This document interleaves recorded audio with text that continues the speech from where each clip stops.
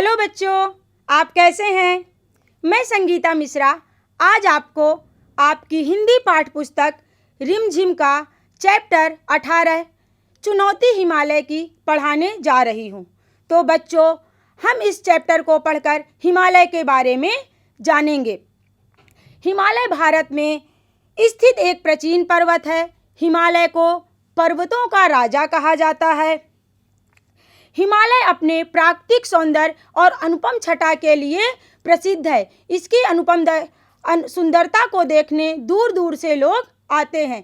हिमालय पर्वत की चोटियाँ साल भर बर्फ से ढकी रहती हैं, इसलिए यहाँ पर कोई पेड़ पौधे नहीं पाए जाते।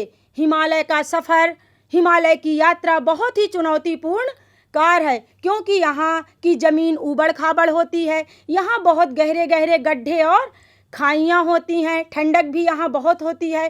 तो हिमालय का सफ़र एक तरह से चुनौतीपूर्ण कार्य है। तो बच्चों, इस पाठ में जवाहरलाल नेहरू ने हिमालय की चुनौती स्वीकार की, इसीलिए इस पाठ का नाम है चुनौती हिमालय की। तो आइए हम पाठ पढ़कर जानें कि जवाहरलाल नेहरू के हिमालय यात्रा करने पर उन्हें क्या क्या परेशानियां उठानी पड़ी। जोजिला पास से आगे चलकर जवाहरलाल मतायन पहुँचे तो वहाँ के नवयुवक कुली ने बताया, साहब, सामने उस बर्फ से ढके पहाड़ के पीछे अमरनाथ की गुफा है, लेकिन साहब रास्ता बहुत टेढ़ा है। किशन ने कुली की बात काटी, बहुत चढ़ाई है और साहब दूर भी है। कितनी दूर? जवाहरलाल ने पूछा। 8 मील। जोजिला हिमालय का एक प्रमुख दर्रा है जो भारतीय लद्दाख क्षेत्र के हिमालय में स्थित है। तो मतायन एक गांव को बोला गया है। तो जोजिला पास से आगे चलकर जवाहरलाल मतायन अर्थात एक गांव पहुंचे। वहां के एक नौजवान कुली ने बताया, साहब, पर्यटक साहब को साहब है, लेकिन पहाड़ी क्षेत्रों में नेपाली लोग साहब को साहब बोलते हैं। सामने उस बर्फ के ढके पहाड़ के पीछे अमरनाथ की गुफा है, लेकिन साहब रास्ता बहुत टेढ़ा मेढ़ा है, मतलब रास्ता चुनौतीपूर्ण है। किशन ने कुली की बात काटी और बोला कि वहाँ बहुत चढ़ाई भी है और साहब वो बहुत दूर भी है। जवाहरलाल ने पूछा, कितनी दूर है? जवाहरलाल ने पूछा, कितनी दूर है? तो किशन ने उत्तर दिया, 8 मील साहब। कुली ने जल्दी से उत्तर दिया, बस तब तो जरूर चलेंगे, बस 8 मील ही दूर है, तब तो जरूर चलेंगे। बच्चों, मील का मतलब आप यदि नहीं समझते हो तो मैं बता दूं, 1 मील का मतलब होता है 1.6 किलोमीटर। तो 8 मील का मतलब है 12.8 किलोमीटर, मतलब 13 किलोमीटर से थोड़ा कम। जवाहरलाल ने अपने चचेरे भाई की ओर प्रश्नसूचक दृष्टि डाली। दोनों कश्मीर घूमने निकले। कौन कौन? जवाहरलाल नेहरू, उनके भाई कश्मीर घूमने के लिए निकले थे और जोजिला पास से होकर लद्दाखी इलाके की ओर चले आए थे। अब अमरनाथ जाने में क्या आपत्ति हो सकती है, अर्थात अमरनाथ जाने में अब क्या संकट या मुसीबत हो सकती है। फिर जवाहरलाल ने रास्ते की मुश्किलों के बारे में सुनकर, यहाँ पर मुश्किलों का मतलब है कठिनाइयाँ या मुसीबतों, तो जवाहरलाल रास्ते की मुश्किलों के बारे में सुनकर सफ़र के लिए और भी उत्सुक हो गए, मीन्स जानने की इच्छा हो जाना। कौन कौन चलेगा? जवाहरलाल ने पूछा कि हमारे साथ कौन कौन चलेगा। जवाहरलाल ने जानना चाहा। तुरंत किशन बोला, साहब मैं चलूँगा। भेड़ें चराने मेरी बेटी चली जाएगी, क्योंकि किशन गड़रिया था, वो हमेशा भेड़ें चराया करता था। तो उसने जवाहरलाल जी से कहा कि मैं आपके साथ चलूँगा और भेड़ें मेरी बेटी चलाएगी। अगले दिन सुबह तड़के, मतलब बहुत सुबह, तैयार होकर जवाहरलाल बाहर आ गए।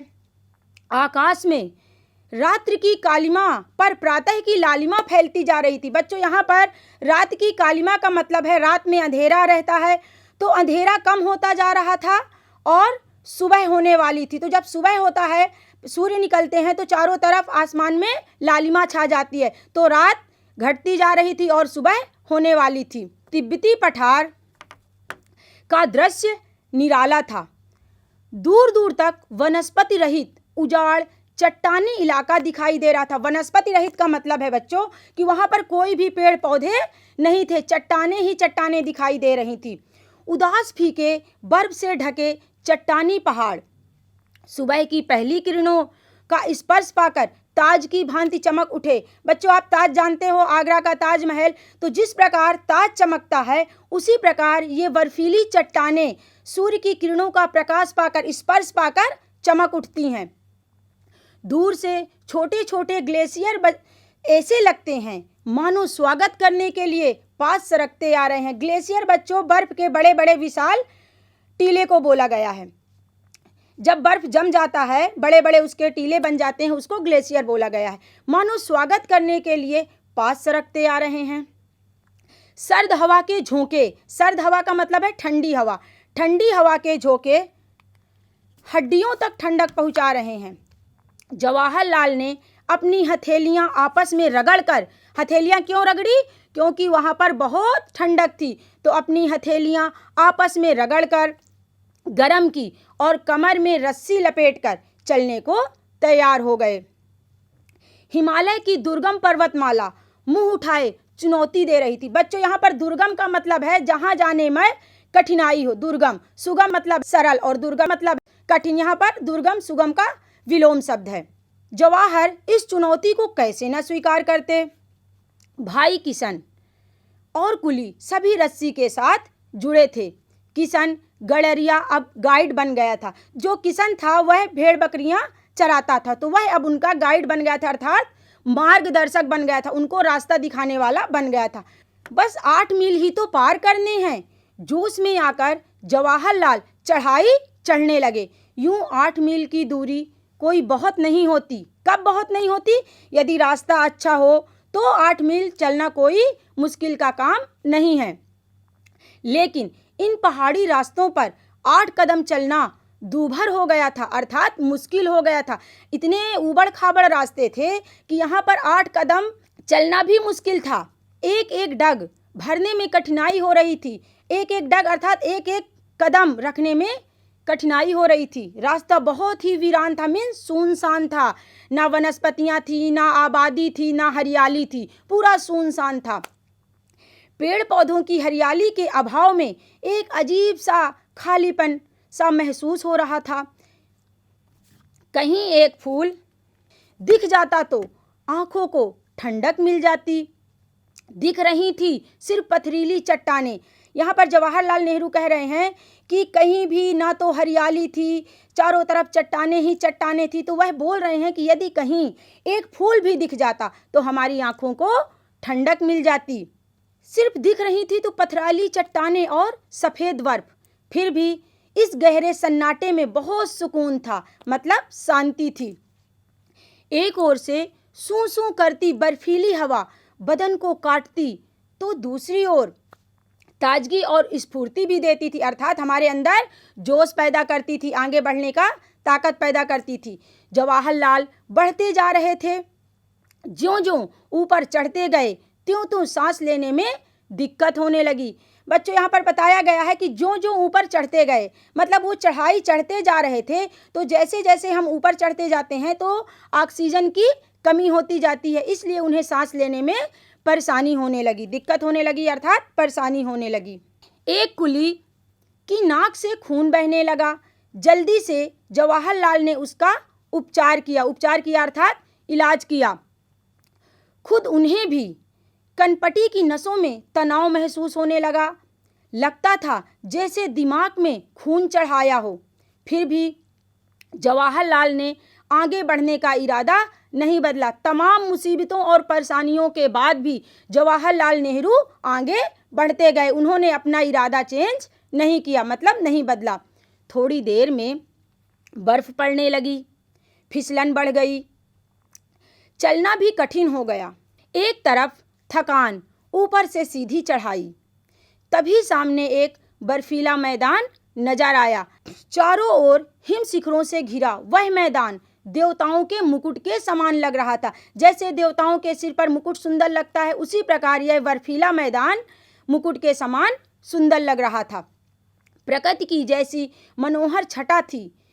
आंखों और मन को तरोताजा कर रही थी। यह सुंदरता देखकर हमारी आंखें और मन तरोताजा हो रहे थे। बस एक झलक दिखकर बर्फ के धुंधलके में ओझल हो गई।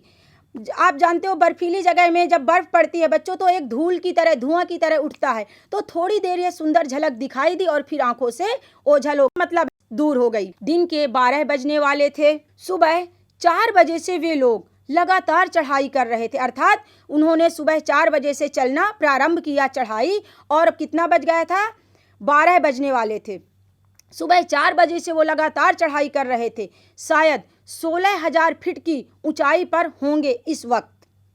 उन्होंने अनुमान लगाया कि वह सुबह 4 बजे से चल रहे हैं, अब 12 बज चुके हैं दोपहर को, तो वो 16,000 फीट की ऊंचाई पर होंगे इस वक्त। अमरनाथ से भी ऊपर पर अमरनाथ की गुफा का दूर दूर तक पता नहीं था। इतनी चढ़ाई चढ़ने के बाद भी अमरनाथ की गुफा दिखाई नहीं दे रही थी। इस पर भी जवाहरलाल की चाल में ना ढीलापन था, ना बदन में सुस्ती। इतना दूर चलने के बाद भी जवाहरलाल थकान महसूस नहीं कर रहे थे। उनकी बदन में उसी तरह तरोताजा और सुस्ती भी नहीं थी, ताजगी थी। हिमालय ने चुनौती जो दी थी, निर्गम पथ पार करने का उत्साह। निर्गम पथ पार करने का उत्साह का मतलब है कि कठिन रास्ते को वह पार करना चाहते। उनके मन में कठिन रास्ते को पार करने का उत्साह था, आगे खींच रहा था। साहब लौट चलिए। यहाँ पर साहब शब्द का जो प्रयोग हुआ है वो जवाहरलाल नेहरू के लिए किया गया है। कुली और किशन जवाहरलाल नेहरू को साहब नाम से पुकारते हैं। वापस कैंप में पहुँचते पहुँचते दिन ढल जाएगा, एक कुली ने कहा। लेकिन अभी तो अमरनाथ पहुँचे नहीं। जवाहरलाल को लौटने का विचार पसंद नहीं आया। जब कुली ने उन्हें लौटने के लिए कहा तो जवाहरलाल को यह बात अच्छी नहीं लगी। वह तो दूर बर्फ के उस मैदान के पार है। किशन बीच में बोल पड़ा। इतने में किशन बोलता है कि तो उस मैदान के पार ही तो है गुफा। किशन बीच में बोल पड़ा, चलो और आगे बढ़ते चलो। चढ़ाई तो पार कर ली, अब आधे मील का मैदान ही तो बाकी है। किशन बीच में बोल पड़ा कि अरे आगे बढ़ते चलो, चढ़ाई तो पार कर ली है, अब सिर्फ आधे मील का ही मैदान बाकी है। जवाहरलाल ने थके हुए कुलियों को उत्साहित किया। जवाहरलाल ने कहा कि चलो आगे बढ़ते चलो, हमने पूरी चढ़ाई पार कर ली है, अब आधा मील का मैदान ही बाकी है। तो जो उनके सहयात्री थे, जो थक चुके थे, उन्होंने उत्साहित किया आगे बढ़ने के लिए। सामने बर्फ का सपाट मैदान दिखाई दे रहा था। सपाट का मतलब समतल। उसके पार दूसरी ओर से नीचे उतरकर गुफा तक पहुंचा जा सकता है। जवाहरलाल फुर्ती से बढ़ते जा रहे थे। फुर्ती से मतलब पूरी ताजगी के साथ, उत्साह के साथ आगे बढ़ते जा रहे थे। दूर से मैदान जितना सपाट दिख रहा था, असलियत में उतना ही ऊबड़ खाबड़ था। दूर से जो मैदान बिल्कुल सपाट मतलब समतल दिख रहा था, असलियत मतलब हकीकत में वह इतना ही ऊबड़ खाबड़ अर्थात ऊंचा नीचा था। ताजी बर्फ ने ऊंची नीची चट्टानों को एक पतली चादर से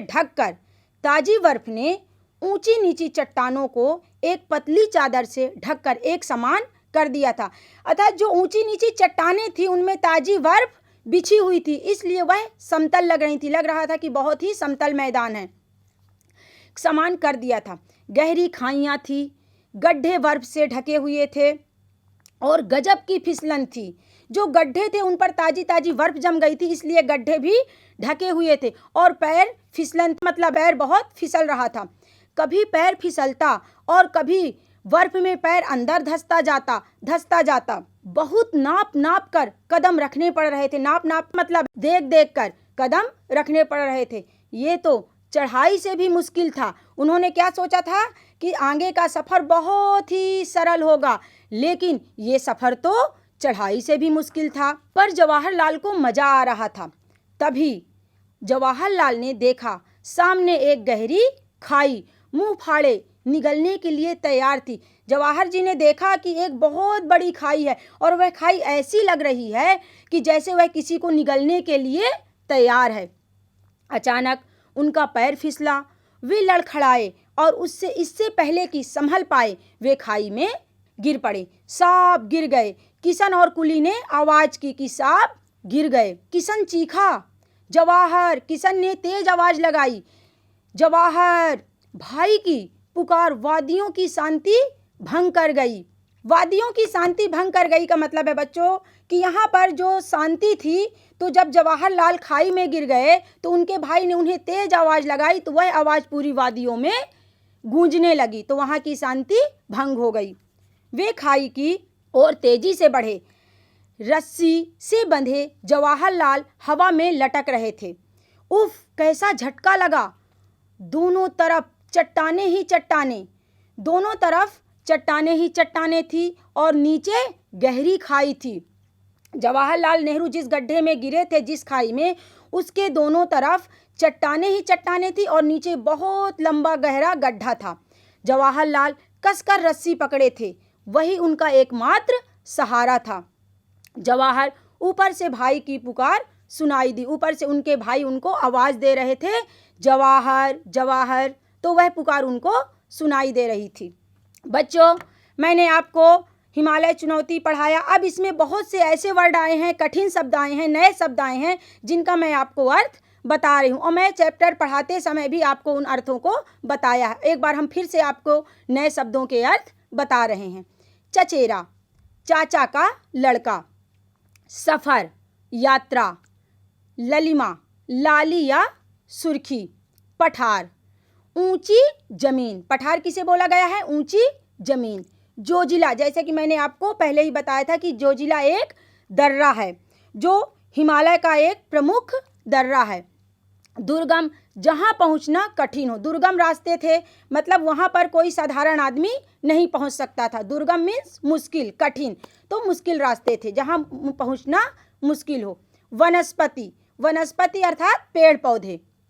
ग्लेशियर, बर्फ का बड़ा जमाव। ग्लेशियर, बर्फ का बड़ा जमाव। सुकून, राहत या शांति। क्या था हिमालय में? सुकून था, मीन्स राहत और शांति थी। बदन, शरीर। खाई, गहरा गड्ढा। सपाट अर्थात समतल। बच्चों, अब इस पाठ में मैं कुछ आपको प्रश्न अभ्यास, जो वाद विवाद हुआ, क्योंकि यह यात्रा वर्णन था, ये जवाहरलाल नेहरू का यात्रा वर्णन था, तो इसमें कुछ वाद विवाद हैं, वह मैं आपसे आपस में पूछती हूँ। बर्फ से ढके चट्टानी पहाड़ों के उदास और फीके लगने की क्या वजह हो सकती है? बच्चों, सोचिए कि जो बर्फ से ढके चट्टान थे या चट्टानी पहाड़ें थी, वो उदास और फीकी क्यों लग रही थी? क्या वजह हो सकती है? बच्चों, मेरे हिसाब से बर्फ से ढके चट्टानी पहाड़ों के उदास और फीके लगने की वजह वहाँ वनस्पति का न होना, अर्थात वहाँ पेड़ पौधे नहीं थे, वहाँ आबादी भी नहीं थी और दूर दूर तक हरियाली का नामो निशान नहीं था। इसलिए बर्फ से ढके चट्टानी पहाड़ उदास और फीके लग रहे थे। क्यों उदास और फीके लग रहे थे? क्योंकि वहाँ दूर दूर तक हरियाली नहीं थी, आबादी नहीं थी और पेड़ पौधे भी नहीं थे। इस कारण चट्टानी पहाड़ उदास और फीके लग रहे थे। बताओ, ये जगहें कब उदास और फीकी लगती हैं और यहाँ कब रौनक होती है? बच्चों, ये आप सब जानते हो, घर, जब हमारे परिवार के लोग हमारे साथ नहीं होते हैं, हम घर में अकेले होते हैं, तब हमारा घर हमें कैसा लगता है? फीका फीका और उदास सा लगता है। लेकिन जब हमारे घर में कोई कार्यक्रम होता है, परिवार के सारे लोग साथ में मिलकर कोई प्रोग्राम करते हैं, कार्यक्रम करते हैं, तो हमारे घर में बहुत चहल पहल होती है और रौनक होती है। बाजार, गर्मियों के मौसम में या बरसात के, जब ज़्यादा बारिश होती है तो बरसात के मौसम में लोग गर्मियों और बरसात के मौसम में बाजार कम जाते हैं, तो बाजार में भीड़ नहीं होती, तो बाजार बिल्कुल फीका फीका सा लगता है और उदास लगता है। लेकिन त्योहार के मौसम में बाज़ारों में बहुत भीड़ होती है, बहुत सारे लोग जाते हैं बाज़ार से सामान खरीदने, तो बाज़ार में चहल पहल होती है, तब हमें बाज़ार में रौनक लगती है। स्कूल, बच्चों, गर्मियों की छुट्टी में जब बच्चे स्कूल नहीं जाते तो पूरा स्कूल खाली खाली सा लगता है, उदास और फीका लगता है। लेकिन जब बच्चे स्कूल जाते हैं तो स्कूल में रौनक होती है। खेत कब उदास लगते हैं? सोचिए, खेतों से जब फसलें कट जाती हैं, खेतों की हरियाली खत्म हो जाती है, तब खेत उदास और फीके लगते हैं। लेकिन जब खेतों में फसलें लहलहाती हैं, चारों तरफ खेतों में हरियाली ही हरियाली होती है, तब खेतों में रौनक नजर आती है। कहाँ क्या है? भारत के नक्शे में ढूंढो कि लद्दाख कहाँ है। अनुमान लगाओ कि तुम जहाँ रहते हो वहाँ से लद्दाख पहुँचने में कितने दिन लग सकते हैं। बच्चों, ये भारत का नक्शा है। तो इस नक्शे में आप देख रहे हैं कि जो इसका सबसे ऊपरी भाग है जम्मू कश्मीर, तो यहाँ पर लद्दाख है। लेकिन पहले लद्दाख जम्मू कश्मीर राज्य में था, लेकिन आज के समय में वह एक केंद्र शासित प्रदेश है। वहाँ से लद्दाख पहुँचने में कितने दिन लग सकते हैं? तो बच्चों, ये निर्भर करता है कि आप कहाँ रहते हैं। यदि आप उसके पास वाले इलाके में रहेंगे तो आपको कम समय लगेगा, यदि दूर रहेंगे तो ज़्यादा समय लगेगा। और दूसरी बात है कि यदि हम फ्लाइट से जाते हैं तो हम किसी भी एक स्थान से दूसरे स्थान पर, एक राज्य से दूसरे राज्य पर जल्दी पहुंच जाते हैं। लेकिन वही यात्रा यदि हम ट्रेन से करते हैं और बस से करते हैं तो उसमें ज़्यादा टाइम लगता है। तो ये बच्चों हमारे ऊपर डिपेंड करता है, हमारे ऊपर निर्भर करता है कि हम उस यात्रा को किस हिसाब से करते हैं। किताब के शुरू में तुमने तिब्बती लोक कथा राग की रस्सी पढ़ी थी। नक्शे में तिब्बत को ढूंढो। ये बच्चों नक्शा है भारत का। इसमें चीन में तिब्बत को दिखाया गया है एरो लाइन के द्वारा, आप देख सकते हैं। वाद विवाद। जवाहरलाल को इस कठिन यात्रा के लिए तैयार नहीं होना चाहिए था। बच्चों, कुछ लोगों का मानना है कि जवाहरलाल को इस कठिन यात्रा के लिए तैयार नहीं होना चाहिए। तुम इससे सहमत हो तो भी तर्क दो और नहीं हो तो भी तर्क दो। हमारे हिसाब से बच्चों जवाहरलाल को इस कठिन यात्रा के लिए तैयार नहीं होना चाहिए, यह तर्क सही नहीं है। क्यों? क्योंकि हम कठिनाइयों से पहले ही घबरा जाएं, बिना कठिनाइयों का सामना किए, यह सही नहीं है। हमें जीवन में आगे बढ़ना चाहिए, कठिनाइयों का सामना करना चाहिए, उसके बाद भले ही हमें सफलता ना मिले। तो इसी प्रकार जवाहरलाल नेहरू कठिनाइयों से नहीं घबराए, वो हिमालय की यात्रा के लिए निकले। भले ही उन्हें बहुत सारी परेशानियों का सामना करना पड़ा और लास्ट में उन्हें अपनी यात्रा अधूरी छोड़नी पड़ी। तो हमारे विचार में जवाहरलाल को इस कठिन यात्रा के लिए तैयार नहीं होना चाहिए, यह कथन सही नहीं है मेरे हिसाब से। कुछ बच्चे इससे सहमत भी होंगे और कुछ बच्चे इससे सहमत नहीं भी होंगे, लेकिन मैं इस तर्क से सहमत नहीं हूँ, क्योंकि कठिनाइयों का बिना सामना किए हमें हार मान लेना नहीं चाहिए। कोलाज।